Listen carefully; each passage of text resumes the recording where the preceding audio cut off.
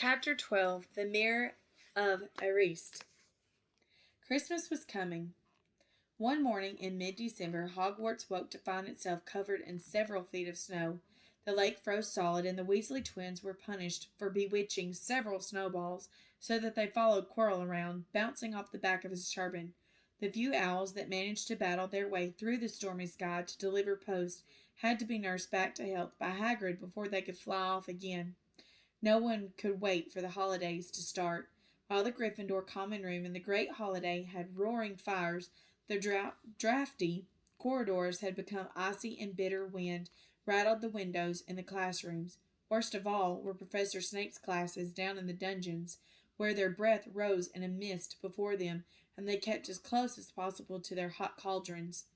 "I do feel so sorry," said Draco Malfoy in one potions class, "for all those people who have to stay at Hogwarts for Christmas."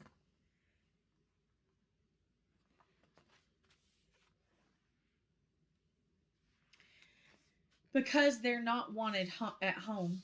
He was looking over at Harry as he spoke. Crabbe and Goyle chuckled. Harry, who was measuring out powdered spawn of lionfish, ignored them. Malfoy had been even more unpleasant than usual since the Quidditch match. Disgusted that Slytherin had lost, he had tried to get everyone laughing at how a wide-mouthed tree frog would be replacing Harry as Seeker next. Then he realized that nobody found this funny because they were all so impressed at the way Harry had managed to stay on his bucking broomstick, so Malfoy, jealous and angry, had gone back to taunting Harry about having no proper family. It was true that Harry wasn't going back to Privet Drive for Christmas. Professor McGonagall had come around the week before, making a list of students who would be staying for the holidays, and Harry had signed up at once. He didn't feel sorry for himself at all.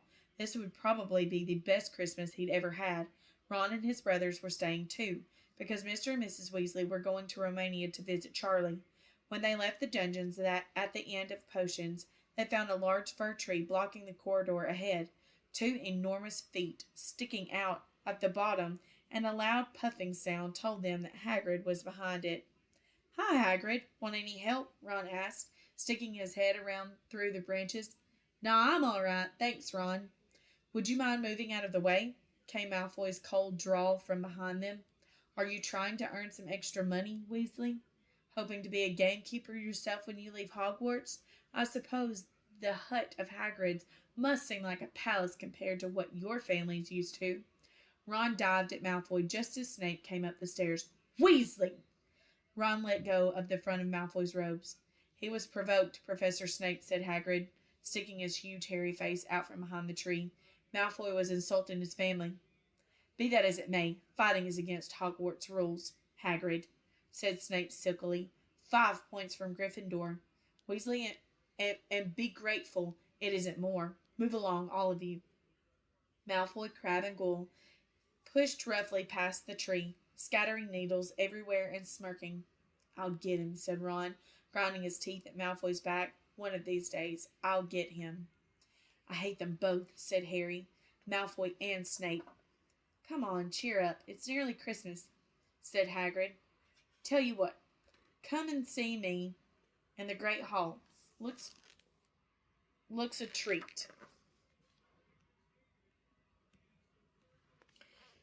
So Harry, Ron, and Hermione followed Hagrid and his tree off to the Great Hall, where Professor McGonagall and Professor Flitwick were busy with the Christmas decorations. "Ah, Hagrid, the last tree. Put it in the far corner, would you?" The hall looked spectacular. Festoons of holly and mistletoe hung all around the walls, and no fewer than 12 towering Christmas trees stood around the room, some sparkling with tiny icicles, some glittering with hundreds of candles. "How many days you got left until your holidays?" Hagrid asked. "Just one," said Hermione. "And that reminds me, Harry, Ron, we've got half an hour before lunch.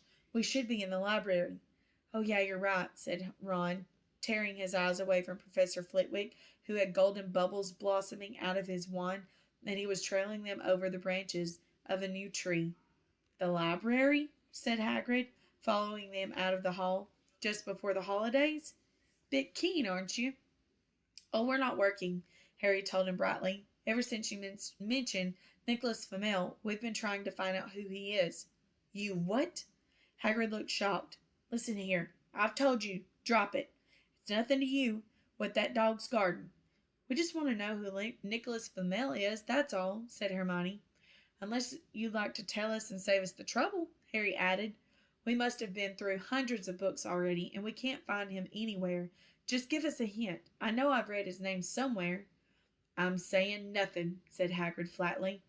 Just have to find out for yourselves, then, said Ron. And they left Hagrid looking disgruntled and hurried off to the library. They had indeed been searching books for Flamel's name ever since Hagrid had let it slip, because how else were they going to find out what Snape was trying to steal? The trouble was, it was very hard to know where to begin, not knowing what Flamel might have done to get himself into a book. He wasn't in great wizards of the 20th century, or notable magical names of our time. He was missing, too, from important modern magical discoveries and a study of recent developments in wizardry. And then, of course, there was the sheer size of the library, tens of thousands of books, thousands of shelves, hundreds of narrow rows.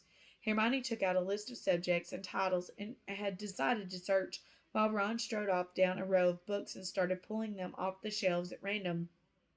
Harry wandered over to the restricted section. He had been wondering for a while if Flamel wasn't somewhere in there. Unfortunately, you need a special signed note from one of the teachers to look in any of the restricted books, and he knew he'd never get one.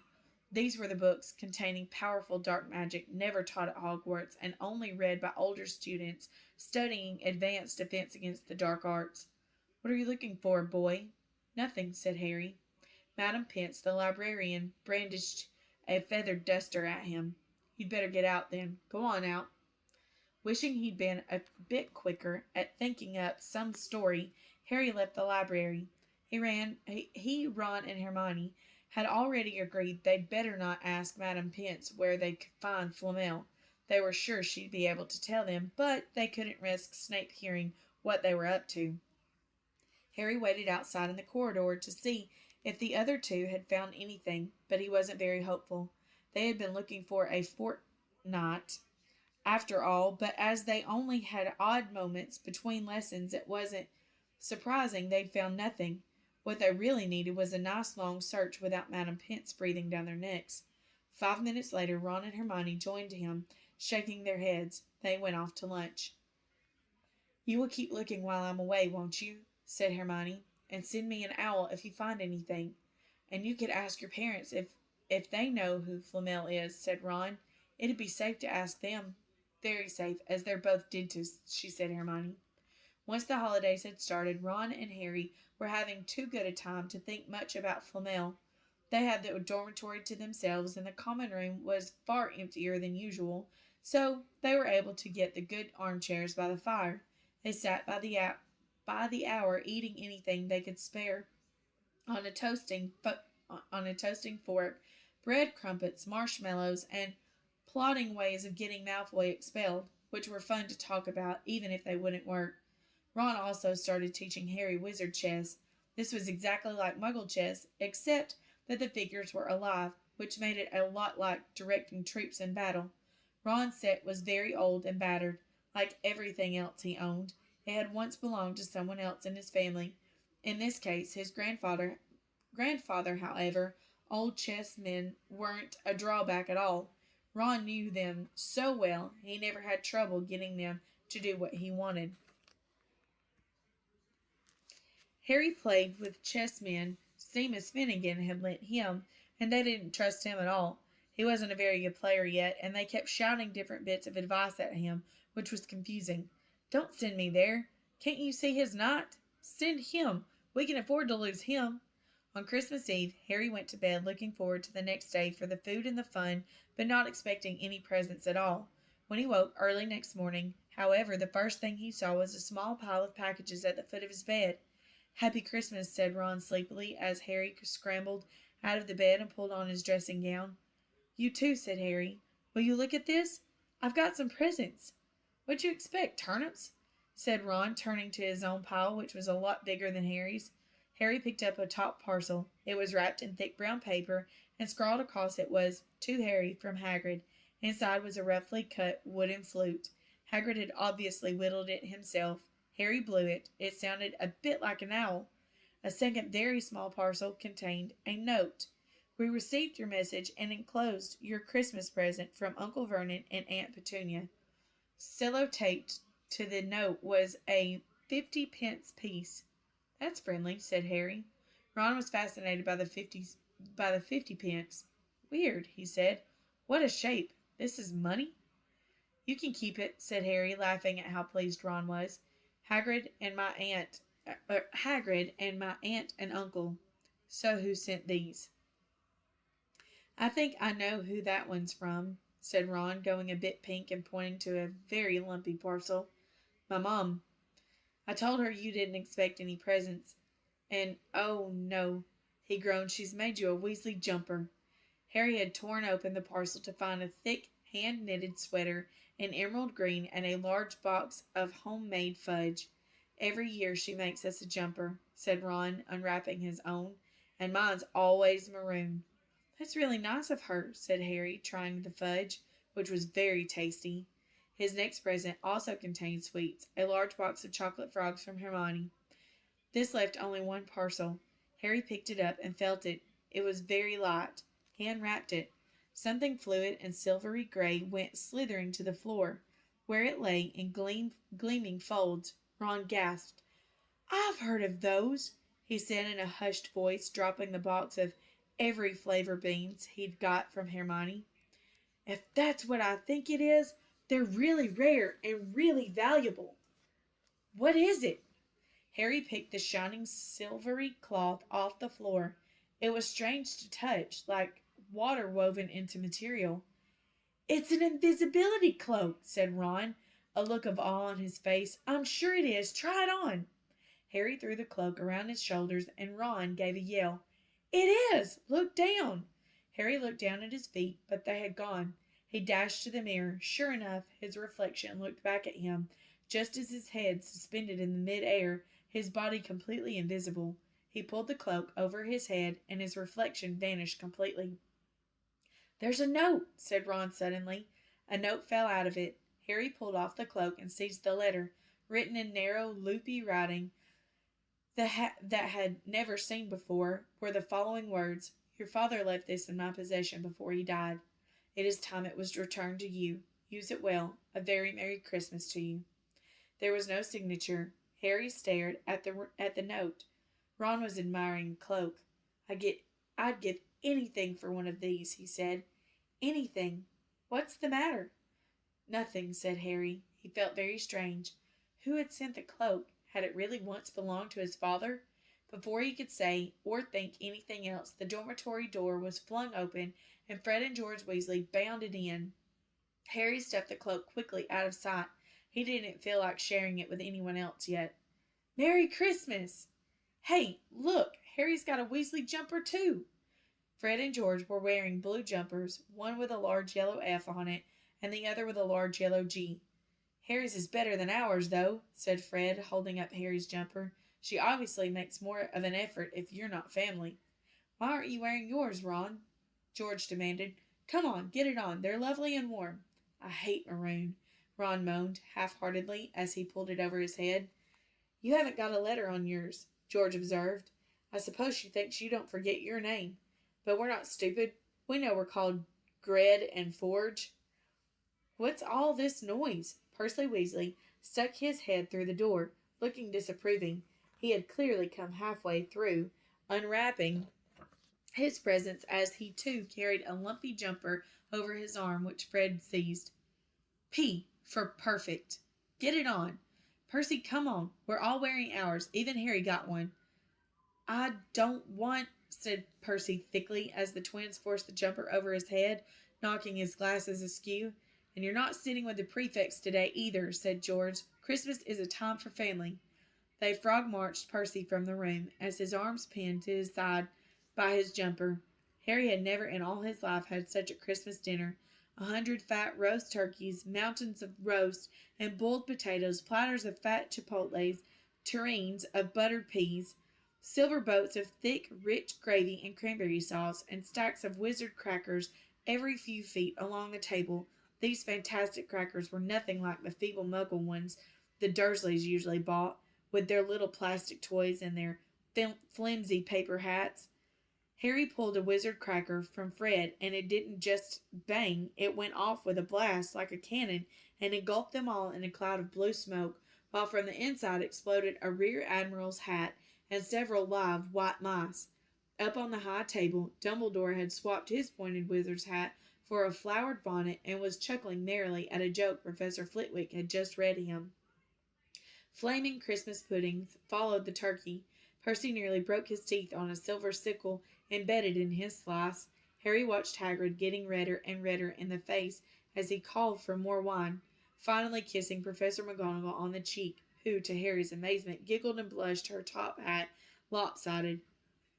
When Harry finally left the table, he was laden down with a stack of things out of the crackers, including a pack of non-exploded luminous balloons, a grow-your-own warts kit, and his own new wizard chess set.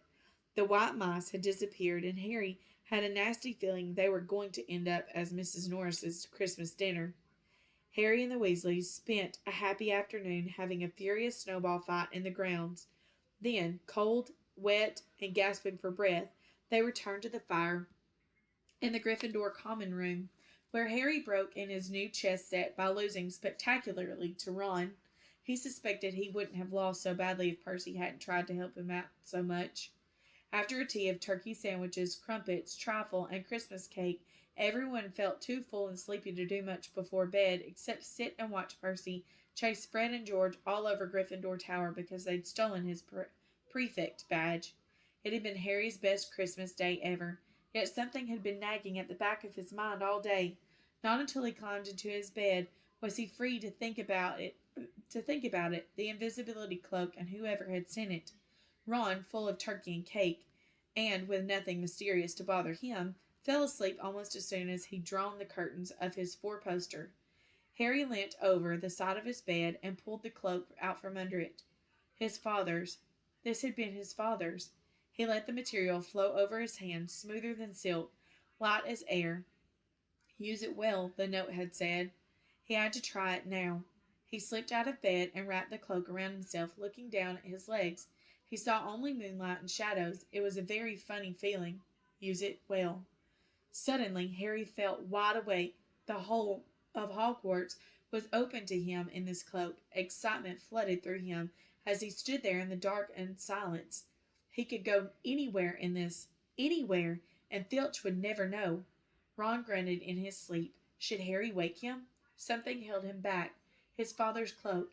He felt that this time, the first time, he wanted to use it alone. He crept out of the dormitory, down the stairs, across the common room, and climbed through the portrait hole. "Who's there?" squawked the fat lady. Harry said nothing. He walked quickly down the corridor. Where should he go? He stopped, his heart racing, and thought.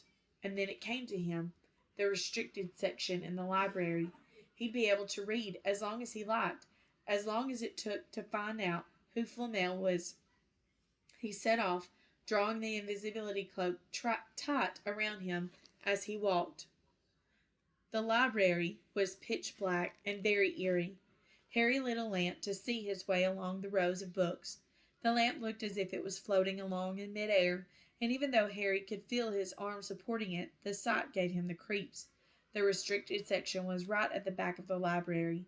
Stepping carefully over the rope which separated these books from the rest of the library, he held up his lamp to read the titles. They didn't tell him much. Their peeling, faded gold letters spelled words in languages Harry couldn't understand. Some had no title at all. One book had a dark stain on it that looked horribly like blood. The hairs on the back of Harry's neck prickled. Maybe he was imagining it. Maybe not. But he thought a faint whispering was coming from the books, as though they knew someone was there who shouldn't be. He had to start somewhere. Setting the lamp down carefully on the floor, he looked along the bottom shelf for an interesting-looking book. A large black and silver volume caught his eye. He pulled it out with a difficulty, because it was very heavy, and balancing it on his knee, let it fall open. A piercing, blood-curdling shriek split the silence. The book was screaming. Harry snapped it shut, but the shriek went on and on, one high, unbroken, ear-splitting note. He stumbled backwards and knocked over his lamp, which went out at once. Panicking, He heard footsteps coming down the corridor outside. Stuffing the shrieking book back in his on the shelf, he ran for it. He passed Filch almost in the doorway. Filch's pale, wide eyes looked straight through him, and Harry slipped under Filch's outstretched arm and streaked off up the corridor, the book shrieks still ringing in his ears. He came to a sudden halt in front of a tall suit of armor. He had been so busy getting away from the library he hadn't paid attention to where he was going, perhaps because it was dark. He didn't recognize where he was at all. There was a suit of armor near the kitchens. He knew, but he must be 5 floors above there. You asked me to come directly to you, Professor. If anyone was wandering around at night, and somebody's been in the library. Restricted section.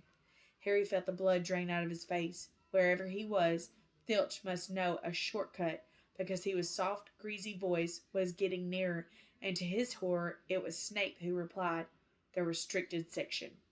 "Well, they can't be far. We'll catch them." Harry stood rooted to the spot as Filch and Snape came around the corner ahead. They couldn't see him, of course, but it was a narrow corridor, and if they came much nearer, they'd knock right into him. The cloak didn't stop him from being solid. He backed away as quietly as he could. A door stood ajar to his left. It was his only hope. He squeezed through it, holding his breath, trying not to move it. And to his relief, he managed to get inside the room without their noticing anything. They walked straight past, and Harry leant against the wall, breathing deeply, listening to their footsteps dying away. That had been close, very close. It was a few seconds before he noticed anything about the room he had hidden in. It looked like a disused classroom. The dark shapes of desks and chairs were piled against the walls, and there was an upturned paper basket, but propped against the wall facing him was something that didn't look as if it belonged there, something that looked as if someone had just put it there to keep it out of the way. It was a magnificent mirror, as high as the ceiling, with an ornate gold frame standing on 2 clawed feet. There was an inscription carved around the top, Arist stra eru oit ube kafru oit anwosi. His panic fading now that there was no sound of Filch and Snape, Harry moved nearer to the mirror, wanting to look at himself, but see no reflection again. He stepped in front of it. He had to clap his hands to his mouth to stop himself screaming. He whirled around. His heart was pounding far more furiously than when the book had screamed, for he had seen not only himself in the mirror, but a whole crowd of people standing right behind him. But the room was empty. Breathing very fast, he turned slowly back to the mirror. There he was, reflected in it, white and scared-looking, and there, reflected behind him, were at least 10 others. Harry looked over his shoulder, but still no one was over his shoulder. But still no one was there. Or were they all invisible too? Was he in fact in a room full of invisible people, and this mirror's trick was that it reflected them, invisible or not? He looked in the mirror again. A woman standing right behind him. His reflection was smiling at him and waving. He reached out a hand and felt the air behind him. If she was really there, he'd touch her. Their reflections were so close together, but he felt only air. She and the others existed only in the mirror. She was a very pretty woman. She had dark red hair, and her eyes are just like mine, Harry thought, edging a little closer to the glass, bright green, exactly the same shape, but then he noticed that she was crying, smiling, but crying at the same time. The tall, thin, black-haired man standing next to her put his arms around her. He wore glasses, and his hair was very untidy. It stuck up at the back, just like Harry's did. Harry was so close to the mirror now that his nose was nearly touching that of his reflection. "Mom?" he whispered. "Dad?" They just looked at him, smiling.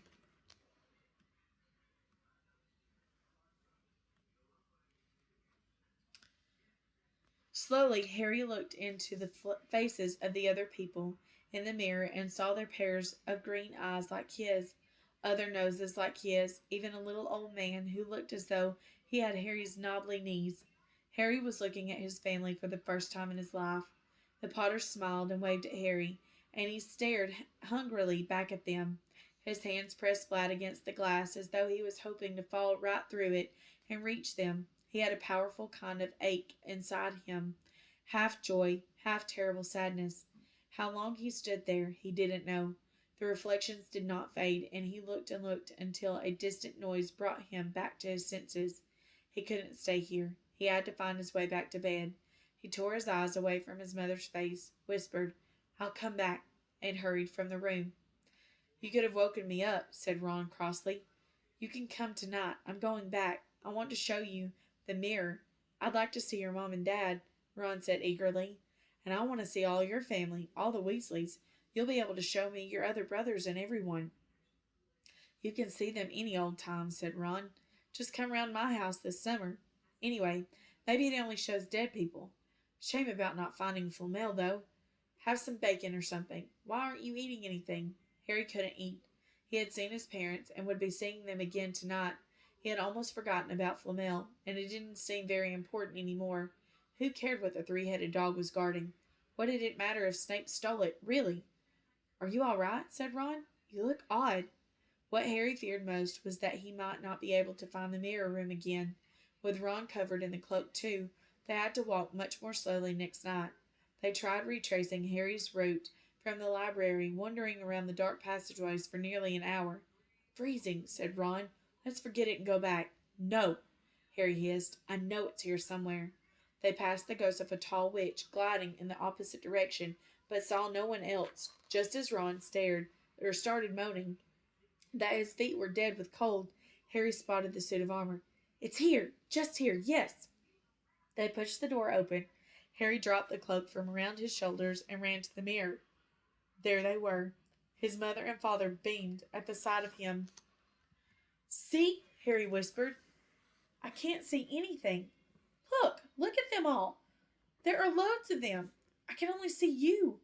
Look at it properly. Go on, stand where I am." Harry stepped aside, but with Ron in the front of the mirror, he couldn't see his family anymore. Just Ron in his paisley pajamas. Ron, though, was staring transfixed at his image. "Look at me," he said. "Can you see all your family standing around you?" "No, I'm alone. But I'm different. I look older, and I'm head boy." "What?" "I am. I'm wearing the badge like Bill used to, and I'm holding the house cup and the Quidditch cup. I'm Quidditch captain, too." Ron tore his eyes away from his splendid sight to look excitedly at Harry. "Do you think this mirror shows the future?" "How can it? All my family are dead. Let me have another look." "You had it yourself all last night. Give me a bit more." "You're only holding the Quidditch cup. What's interesting about that? I want to see my parents." "Don't push me." A sudden noise outside the corridor put an end to their discussion. They hadn't realized how loudly they had been talking. "Quick!" Ron threw the cloak back over them as the luminous eyes of Mrs. Norris came round the corner of the door. Ron and Harry stood quite still, both thinking the same thing. Did the cloak work on cats? After what seemed an age, she turned and left. "This isn't safe. She might have gone for Filch. I bet she heard us. Come on." And Ron pulled Harry out of the room. The snow still had melted next morning. "Want to play chess, Harry?" said Ron. "No." "Why don't we go down and visit Hagrid?" "No. You go." "I know what you're thinking about, Harry. That mirror. Don't go back tonight." "Why not?" "I don't know. I've just had a bad feeling about it. And anyway, you've had too many close shaves already. Filch, Snape, and Mrs. Norris are wandering around. So what if they can't see you? What if they walk into you? What if you knock something over? You sound like Hermione." "I'm serious, Harry. Don't go."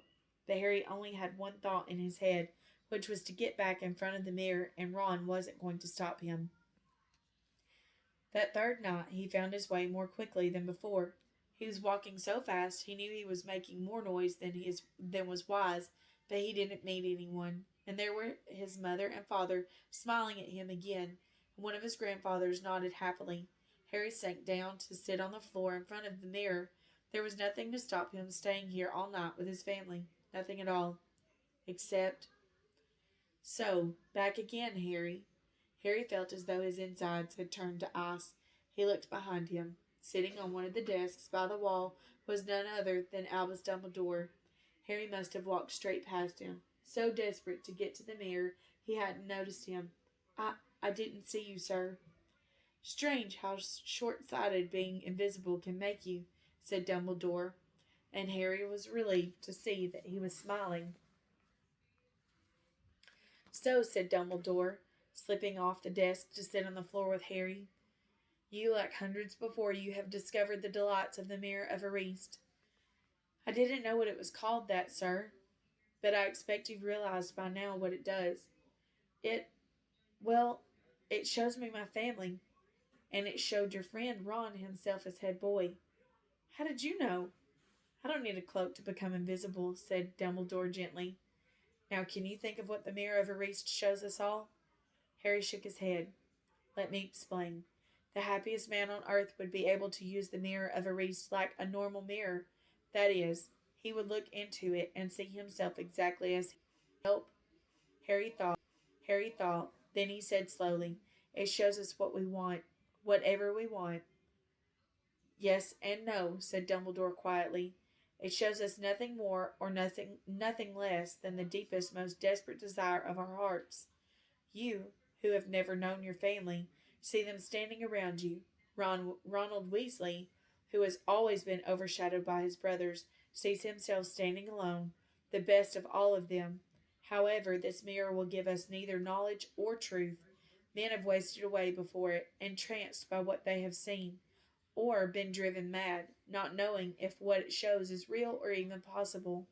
The mirror will be moved to a new home tomorrow, Harry, and I ask you not to go looking for it again. If you ever do run across it, you will now be prepared. It does not do to dwell on dreams and forget to live. Remember that. Now, why don't you put that admirable cloak back on and get off to bed? Harry stood up. Sir, Professor Dumbledore, can I ask you something? Obviously, you've just done so. Dumbledore smiled. You may ask me one more thing, however. What do you see when you look in the mirror? I see myself holding a pair of thick woolen socks. Harry stared. One can never have enough socks, said Dumbledore. Another Christmas has come and gone, and I didn't get a single pair. People will insist on giving me books. It was only when he was back in bed that it struck Harry that Dumbledore might not have been quite truthful, but then, he thought, as he shoved Scabbers off his pillow, it had been quite a personal question.